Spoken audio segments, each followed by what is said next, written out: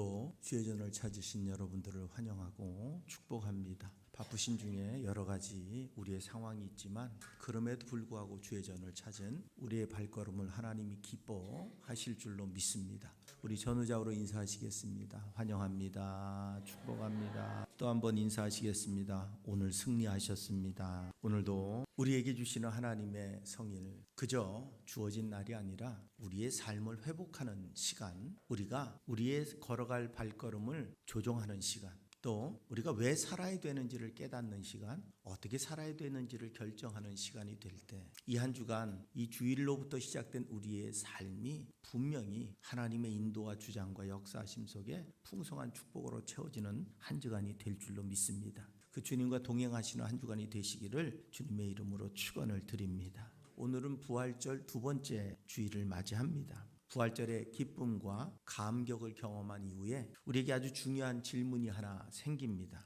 나는 부활을 어떻게 살아갈 것인가 하는 겁니다.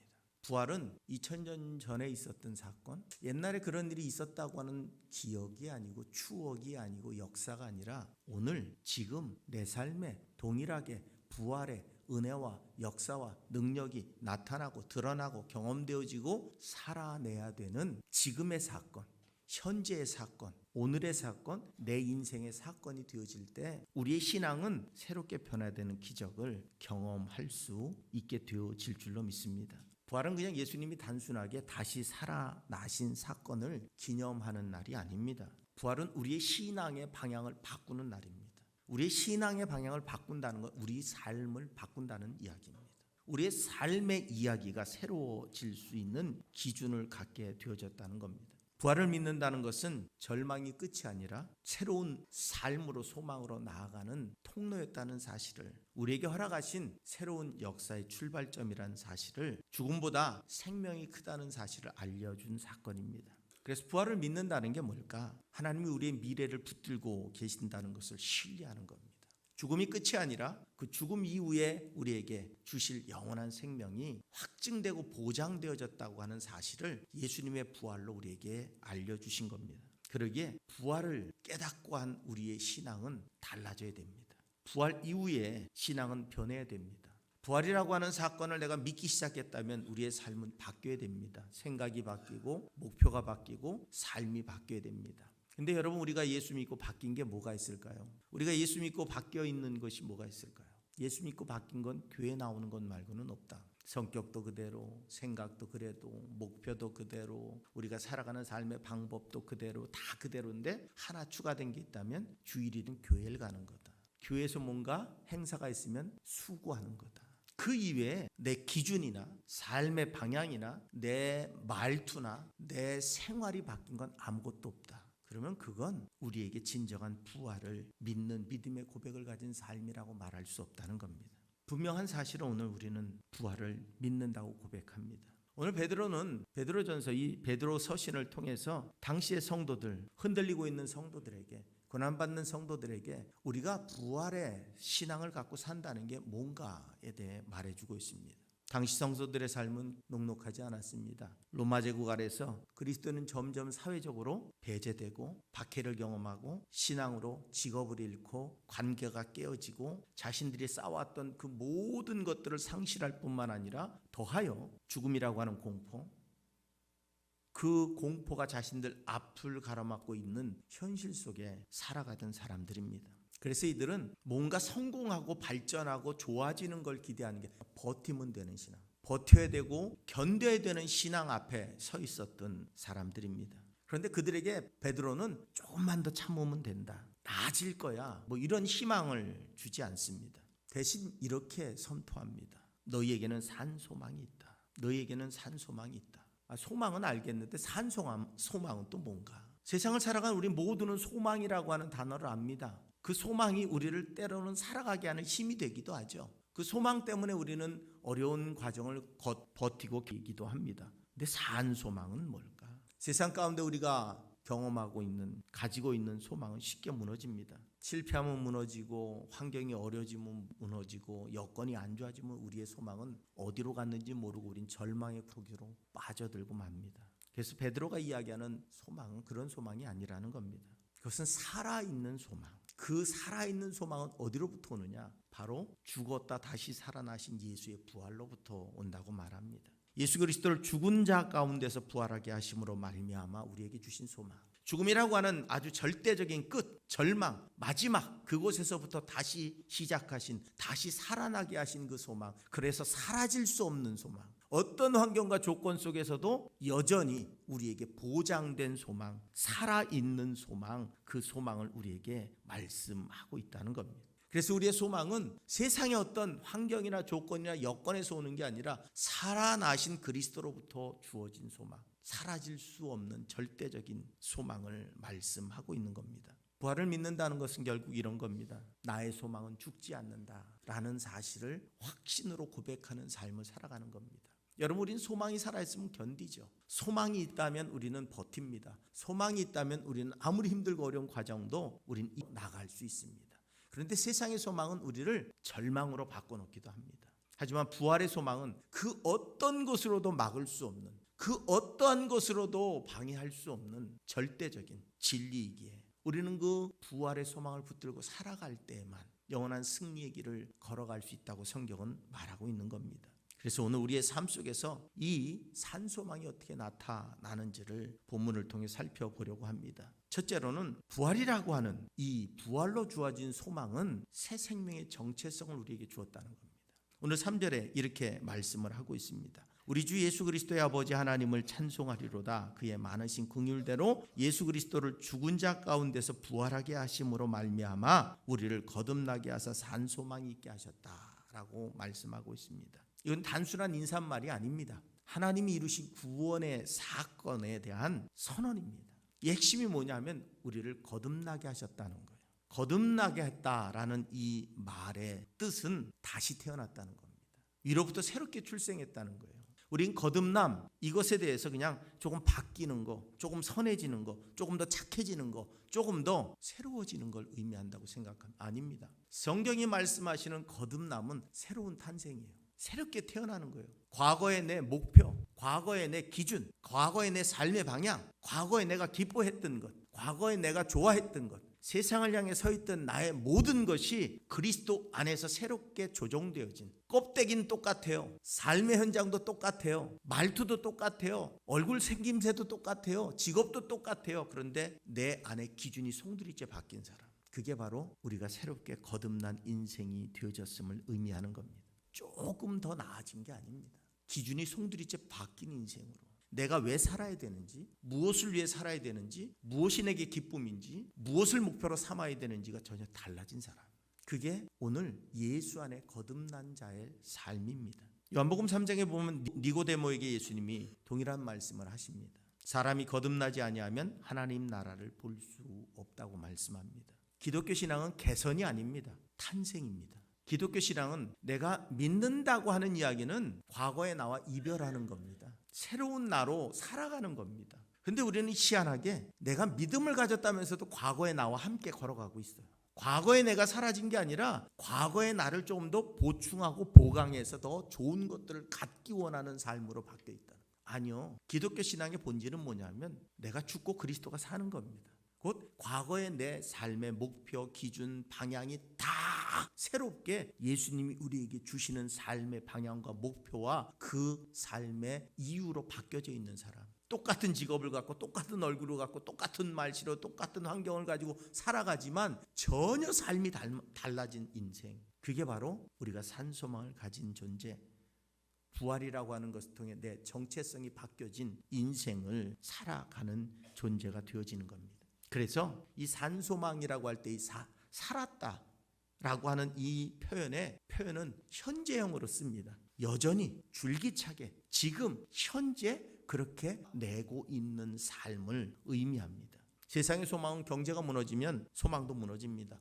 건강이 무너지면 기대도 사라집니다. 관계가 깨지면 미래가 흘립니다. 이건 죽을 수밖에 없는 소망입니다. 하지만 너희의 소망은 죽지 않는다고 성경은 우리에게 말씀합니다. 왜? 주님이 죽음을 이기시고 부활하신 이후에 우리에게 주신 소망, 영원히 죽지 않는다는 사실, 그 믿음 안에 살기에 오늘 우리는 환경이나 조건이나 여건이 아닌 그리스도를 바라보는 삶을 살기에 우리는 하나님과 동행하는 삶으로 영원한 소망을 가진 자로 살아가는 겁니다. 이제는 경제에 묶인 사람이 아니라는 겁니다. 육신에 묶인 사람이 아니라는 겁니다. 오늘 세상의 목표를 가지고 사는 사람이 아니라는 걸 의미해요.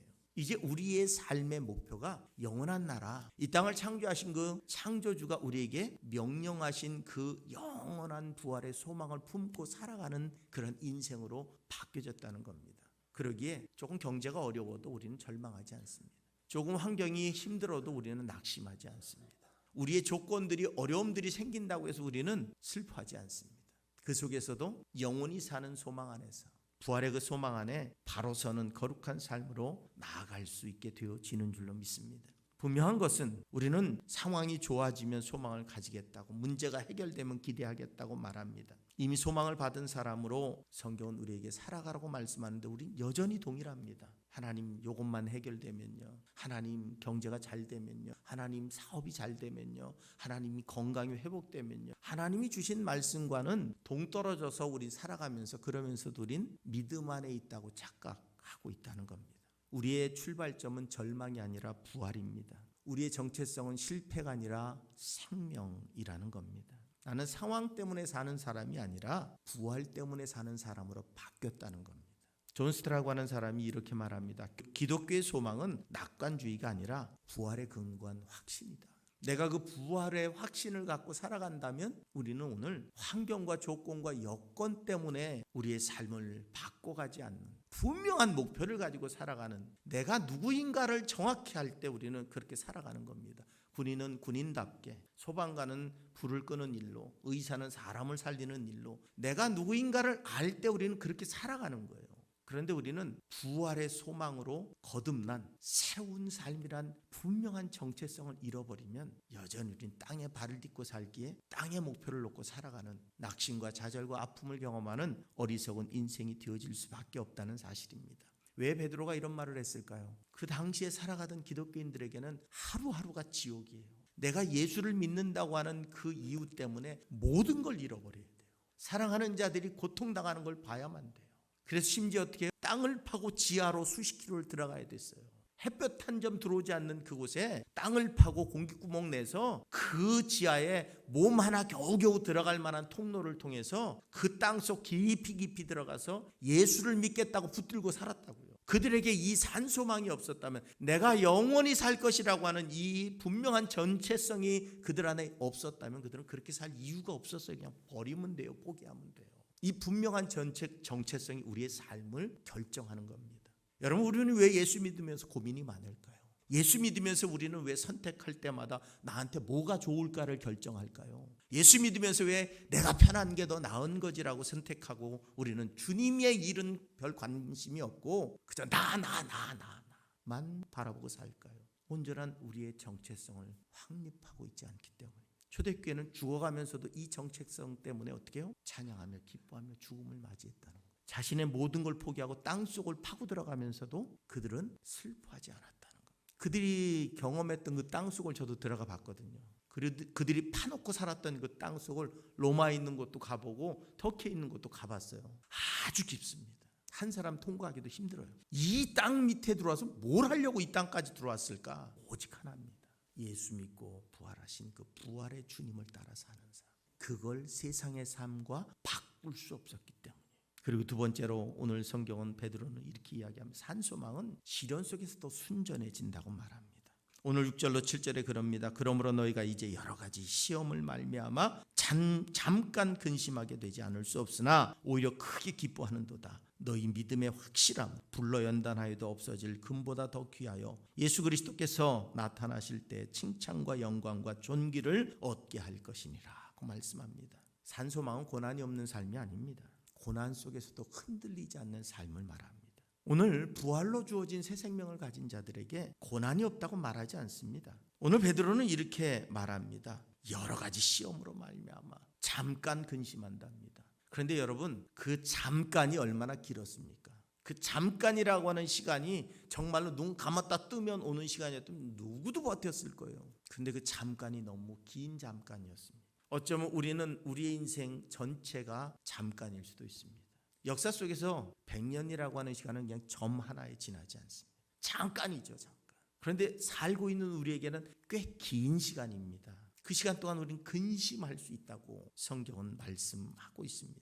산소망 있는 사람은 고난이 없는 삶을 살아가는 게 아닙니다. 우리가 예수 믿으면 이제 고난도 없고 축복만 있고 질병이 없고 건강만 있고 실패가 없고 성공만 있고 낮아짐이 없고 높아짐만 있는 거 아닙니까? 아니요. 베드로는 그렇게 대답하지 않습니다. 그렇지 않다. 여러 가지 시험으로 말미암아 근심하게 될 수 있답니다. 여러분, 여기서 사용하는 시험이라고 하는 헬라어 원문은 단순한 그냥 유혹이 아닙니다. 이 원문의 의미는 뭐냐면 삶 전체를 흔드는 고난이에요. 삶 전체를 흔드는 시련입니다. 베드로는 솔직하게 얘기합니다. 그 근심이 있다, 슬픔이 있다. 여러분, 신앙은 감정을 부정하는 게 아닙니다. 신앙은 아픈데도 안 아픈 척하는 것, 고난이 있는데도 뭐 즐거운 척하는 것, 척하는 게 아니에요. 신앙은 아프면 하나님 앞에 아프다고 말하는 거고, 괴로우면 괴롭다고 말하는 거예요. 힘들면 힘들다고 말하는 거예요. 누구에게? 하나님에게. 난 믿음 좋아.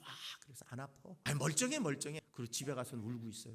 하나님이 우리에게 그렇게 요청하시는, 하나님 우리에게 솔직히 만나기를 원하시는 분이에요. 여러분, 베드로가 어떤 사람입니까? 주님을 3번씩이나 부인했던 사람이에요. 난 절대로 안 바뀝니다. 그런데 정작 위험이 앞에 오니까 부인할 뿐만 아니라 저주까지 쏟아부을 수 있는 사람입니다. 여러분, 우리는 완벽한 존재가 아니에요. 난 믿음 좋으니까 나는 완벽하게, 아니요. 우리 마음속에 수없이 많은 신앙생활하면 갈등이 있잖아요. 우리 마음속에 수없이 많은 상처가 있잖아요. 우리 마음속에 수없이 많은 고민이 있잖아요. 우리는 신앙생활 하면서도 여전히 그걸 품에 안고 살아갑니다. 우리에겐 고난이 없는 게 아니에요. 오히려 신앙생활 하면서 고난이 더 커질 수도 있어요. 아유, 예수 안 믿었으면 이런 고민도 안 했을 텐데, 아유, 예수 안 믿었으면 내가 주일날 아침에 일어나야 되나 말아야 되나, 피곤한데, 아유, 내가 나가야 되나, 이런 고민조차 할 필요도 없었어요. 그냥 자면 돼. 나가고 싶은 거 하고 먹고 싶은 거 먹으면 돼. 예수 믿어서 괜히 쓸데없는 고민이 더 생겼어. 우리가 하나님 앞에 서는 건 부끄럽지만 진실하게 서는 거예요. 그 진실함이 하나님을 기쁘시게 하는 겁니다. 분명한 사실은 오늘 성경 그러면서 시련은 믿음을 파괴하는 게 아니라는 겁니다. 시련은 믿음을 검증하는 과정입니다.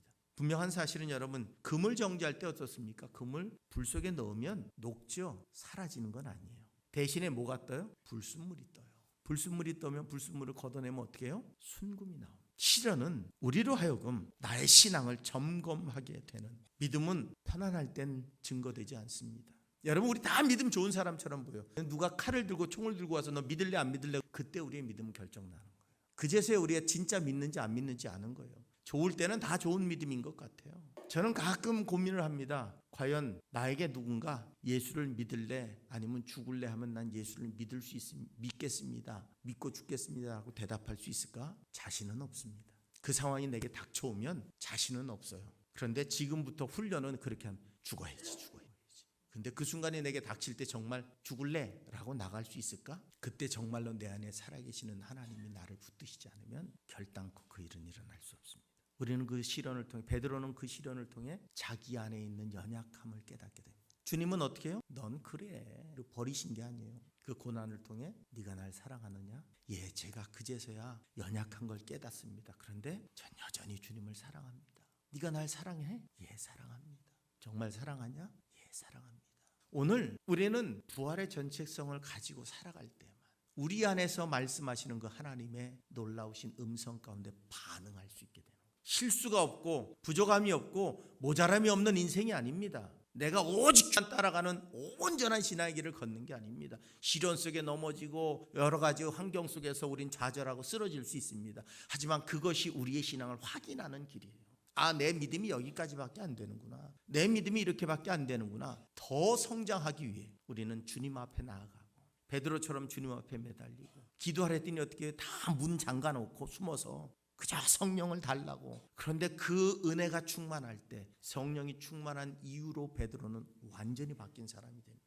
그 정체성 안에 온전히 붙들리고 내가 죽고 그리스도가 사신, 성령이 충만한 그 이후부터 사람 말 듣는 것보다 하나님 말 듣는 게 더 중요하지 않냐? 죽인다고 해도 그것이 두렵지 않고, 심지어 스스로가 예수님처럼 죽을 수 없으니 십자가에 거꾸로 매달려 죽겠다고 순교의 길을 선택한 그 결정이 이르기까지 베드로는 수없이 많은 넘어짐을 경험했다는 것. 여러분, 시련은 우리를 넘어지게 할 수 있습니다. 하지만 그 시련 속에서 우리는 하나님을 경험합니다. 대표적인 인물이 욥입니다. 하루아침에 모든 걸 잃습니다. 재산을 잃었고 건강을 잃었고 자녀를 잃었습니다. 인간적으로 보면 하나님이 원망스러운 상황입니다. 그런데 그 과정 속에서 욥이 이렇게 고백합니다. 내가 주께 대하여 귀로 듣기만 하였사오나 이제는 눈으로 주를 배움나이다. 이제는 지식적으로 알았어요, 하나님을. 그래서 그래도 그 지식적으로 안 것 가지고 믿음의 길을 걸어가려고 애쓰고 노력했어요. 그런데 다 잃고 났더니 이제는 내가 하나님을 경험했습니다. 이젠 지식으로 아는 게 아니라 만났습니다, 하나님을. 그 고난 속에서, 그 아픔 속에서. 고난은 욥을 무너뜨린 게 아니라 하나님을 더 깊이 만날 수 있는 기회로 만들어 주셨다는 겁니다. 시련의 목적은 미래의 영광을 준비하는 겁니다. 그래서 베드로는 시련의 목적을 분명하게 말합니다. 예수 그리스도께서 나타나실 때 칭찬과 영광과 존귀를 얻게 하려 한다. 여러분 고난 받으십니까? 주님께로 더 나아가시기 바랍니다. 아프지요, 힘들지요, 어렵지요, 도망치고 싶고 외면하고 싶지요. 하지만 주님께로 나아가야 답을 얻습니다. 주님께로 나아가야 해결이 됩니다. 주님께로 나아가 주님을 경험해야 우리는 새로운 우리의 시선이 열려질 수 있고 새로운 인생의 길을 걸어갈 수 있다고 하는 사실입니다. 도망쳐서 해결되는 게 아닙니다. 피해 다닌다고 해결되는 게 아닙니다. 그건 오히려 내가 죽음의 길을 향해 달려가는 겁니다. 영광과 존귀는 그 시련과 맞닥뜨려 싸울 때, 내 힘으로 안 되는 것을 알기에 오직 주를 의지하며 눈물을 흘리며 애통해야 할 때 하나님은 우리를 그 길에서 건져주시는 줄로 믿습니다. 그런데 산소망의 그 정체성을 갖고 있지 않으면, 산소망의 목표를 잃어버리면 할 수가 없어요. 그리고 마지막으로 산소망은 보지 못해도 사랑하고 기뻐하는 관계를 만들어낸다는 겁니다. 오늘 8절과 9절에 그럽니다. 예수를 너희가 보지 못하였으나 사랑하는도다. 이제도 보지 못하나 믿고 말할 수 없는 영광스러운 즐거움으로 또하니 믿음의 결국 곧 영혼 구원을 받음이라고 말씀합니다. 산소망은 보지 못하지만 사랑하는 믿음입니다. 분명한 사실은 산소망의 정체성을 가지고 시련의 과정을 통해 연단받은 우리의 삶에는 보지 못했지만 사랑하고 보지 못했지만 충만한 기쁨으로 살아갈 수 있는 은혜의 삶을 살아가게 만들어준다는 겁니다. 여러분 베드로가 서신을 보낸 그 교회의 성도들은 누굽니까? 그들은 예수님의 부활을 본 적이 없어요. 예수님의 말씀을 들었지만 예수님의 부활을 본 적이 없는 사람들입니다. 그런데도 불구하고 그들은 예수님의 부활을 본 적이 없는데도 죽음을 마다하지 않고 예수를 믿는 믿음의 길을 걸어가며 그 죽음의 장소에서 하나님을 찬양하는 기쁨의 시간, 사자에 물어 뜯기며 찬양 가운데 있고 내 자식이 사자에 물어 뜯겨 죽음을 맞이하고 있는데 여전히 하나님을 찬양할 수 있는 그 믿음의 고백을 가질 수 있었던 이유는 산소망을 붙들고 있었기 때문입니다. 분명한 사실은 우리에게 그 산소망이 있다면, 예수님과의 관계가 온전하게 바로 세워져 있다면, 나도 알 수 없는 하나님이 주시는 기쁨, 나도 알 수 없는 하나님이 주시는 평강, 나도 알 수 없는 그 하나님이 허락하신 그 은혜 안에서 우리는 기뻐하며 사랑할 수 있는 삶을 살아가게 되어질 줄로 믿습니다. 요한복음 15장 11절에서 예수님은 그렇게 말합니다. 내 기쁨이 너희 안에 있어 너희 기쁨을 충만하게 하려 함이라고 말씀합니다. 이 말씀은 예수님이 기쁨을 주신다고 말씀하는 게 아닙니다. 내 기쁨이 너희 안에 있다고 말씀하시는 거예요. 내가 산소망으로 예수 그리스도를 내 구주로 영접하고 그분과 내가 온전한 관계를 가지고 살아가면 그 기쁨이 이미 내 안에 들어와 있다는 거예요. 그분을 찾을 때마다 그 고통 중에서 찬양하고 그 아픔 중에서 노래하며 그 괴로움 중에서도 기뻐할 수 있는 삶을 살아갈 수 있게 되어질 것을 우리에게 말씀합니다. 왜냐하면 기쁨은 외부에서 오는 게 아닙니다. 주님과 연합함으로 우리 안에서 흘러나오는 겁니다. 그게 진정한 기쁨입니다. 어떤 선교사님이 이런 고백을 했답니다. 오랜 시간 타국에서 사역을 하며 살았는데 난 가족도 없고 환경도 어렵지만 이상하게 기쁨이 있습니다 라는 고백을 했답니다. 사람들이 물어봅니다. 왜 그렇게 기쁩니까? 그때 그분이 대답이 이겁니다. 난 매일 주님과 대화하기 때문입니다. 저희 육천 형제가 지금 모잠비크에서 거의 30년 동안 선교사로 살고 있어요. 오래전에 그 사모가 교통사고로 선교사님들을 안내하다 교통사고로 여전히 그곳에 살고 있어요. 아내를 잃고 여전히 그곳에 사역합니다. 자신에게 주어진 하나님의 길을 여전히 걷고 있어요. 얼굴은 못 봤지만 얼마 전에 모잠비크에 있는 신학생들을 데리고 들어와서 교회에서 함께 찬양하고 그런 모습이 잠깐 지면에 소개가 돼서 제가 잠깐 얼굴을 봤는데 많이 늙었더라고요. 하긴 저하고 동갑이니까, 육촌지간이지만 저하고 동갑이니까 지금 환갑이 됐어요. 자신의 청춘을 신학교 졸업하고 하나님 앞에 서원하고 나간 이후에 지금까지 자신의 온 청춘을 모잠비크라고 하는 아프리카에 쏟아부었습니다. 자녀들도 그곳에서 자랐고 아내도 그곳에서 잃었습니다. 그의 삶이 그곳에 다 드려졌어요. 자신의 인생을 다 드렸지만 얼굴 표정에 제가 슬픔을 보진 못했습니다. 자신에게 주신 하나님의 사명을 하나님과의 관계 속에서 해결하며 그 주님이 주시는 기쁨으로 충만한 삶을 살아왔다는 겁니다. 결국 우리의 목표가 뭡니까? 예수 믿는 목표는 구원받는 겁니다. 오늘 우리에게 허락하신 하나님의 그 믿음의 완성은 뭐냐면 영혼의 구원입니다. 우리는 우리의 산소망은 그 구원이 우리에게 임했음을 믿는 겁니다. 그리고 그 그리스도 안에 받은 그 구원의 은혜로 우리의 삶을 살아가는 겁니다.